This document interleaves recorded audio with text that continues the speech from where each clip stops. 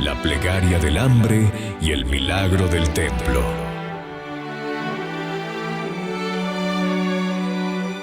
En los extramuros de la ciudad, allá donde el polvo del camino se negaba a ser domesticado y el viento silbaba con lamento entre las esteras, se erguía una humilde choza.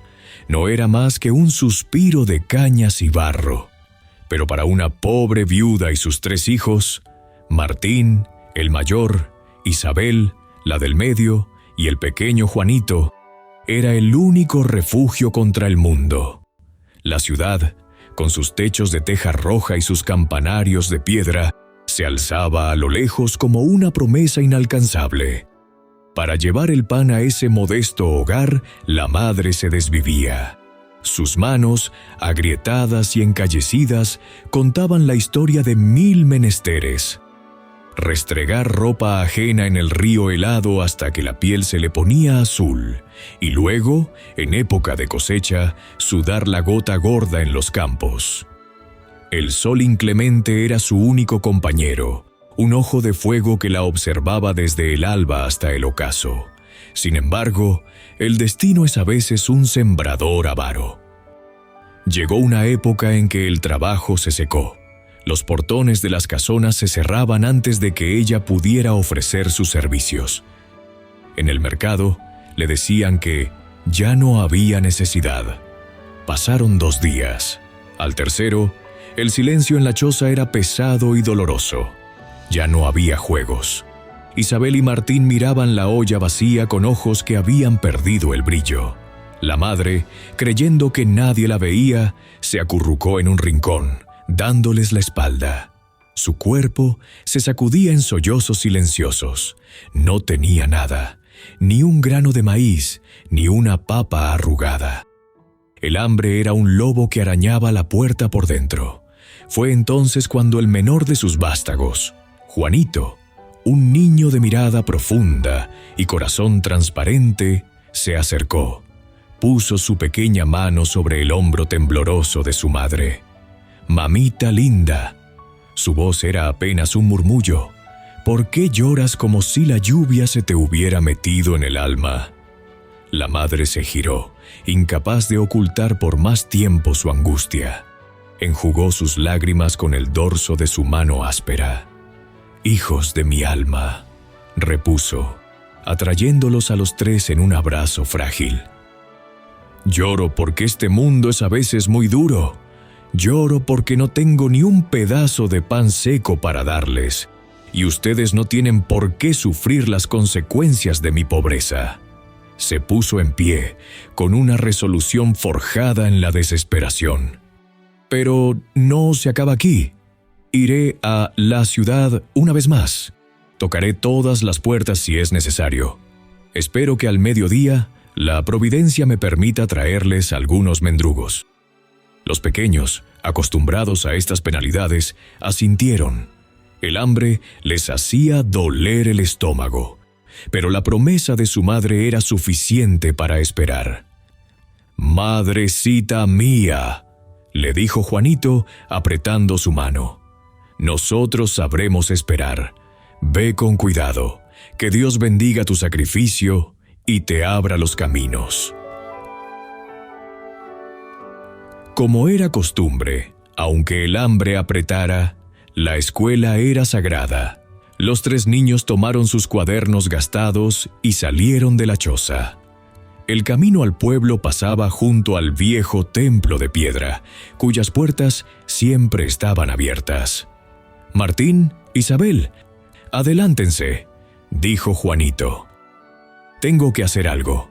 Sus hermanos, sabiendo de su piedad, siguieron adelante. Juanito ingresó al templo. El aire era fresco y olía a incienso antiguo y a cera derretida. La luz del sol se filtraba por un vitral alto, pintando el suelo de colores.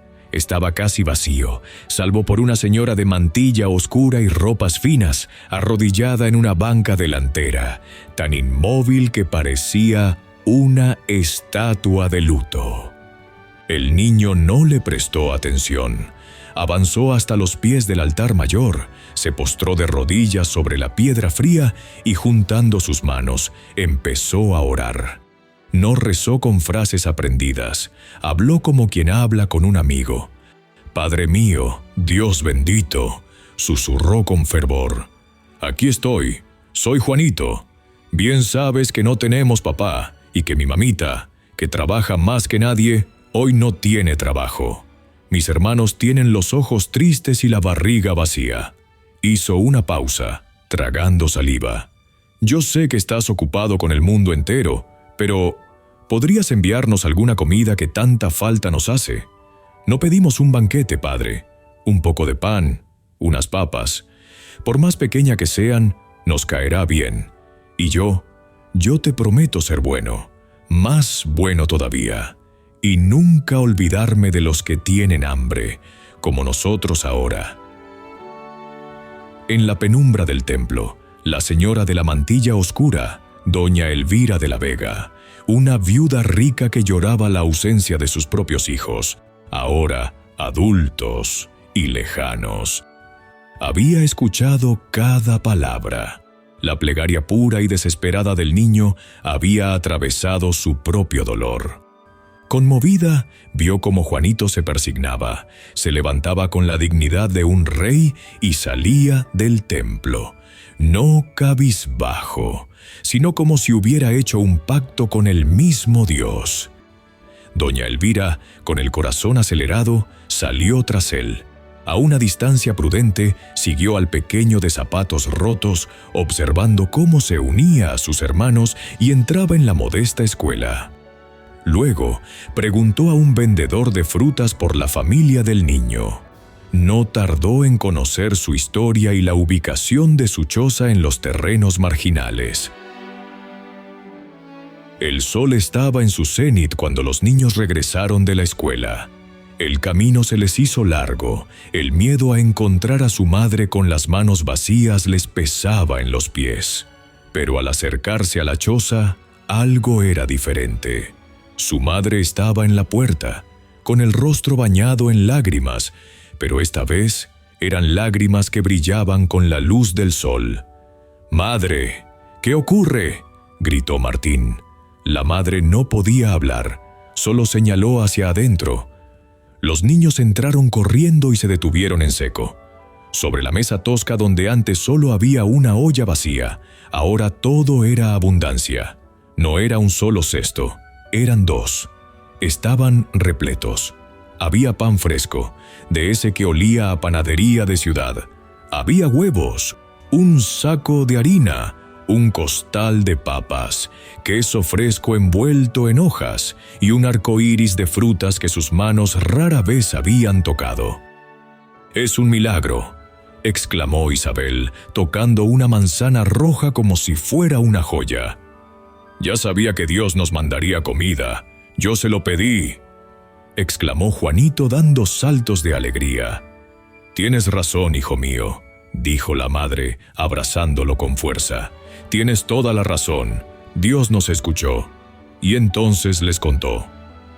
Poco después de que se fueron, una señora muy elegante llegó en un carruaje. Dijo que se llamaba doña Elvira.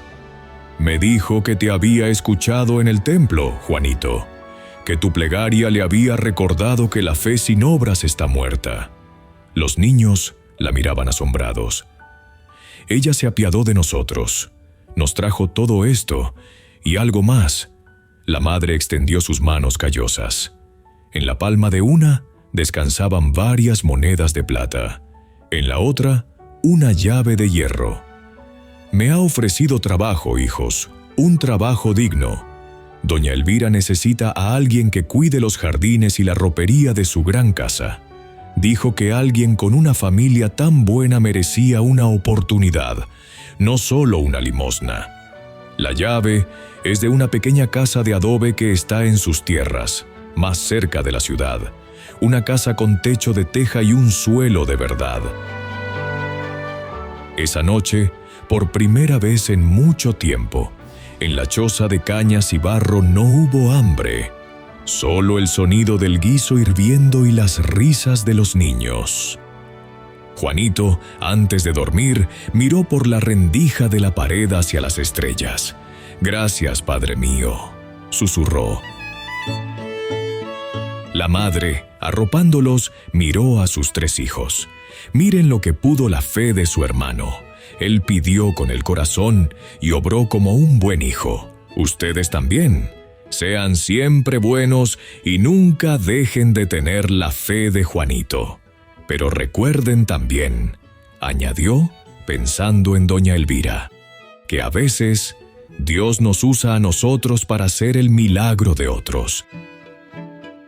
La historia de Juanito y su plegaria se convirtió en un ejemplo de fe y esperanza en el barrio.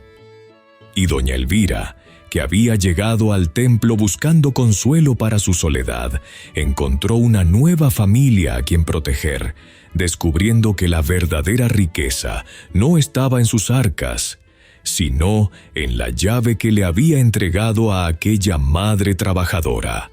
Era la llave de un corazón solidario que por ese gesto tan noble recibió la compañía y el amor de unos niños rebosantes de alegría, que supieron darle felicidad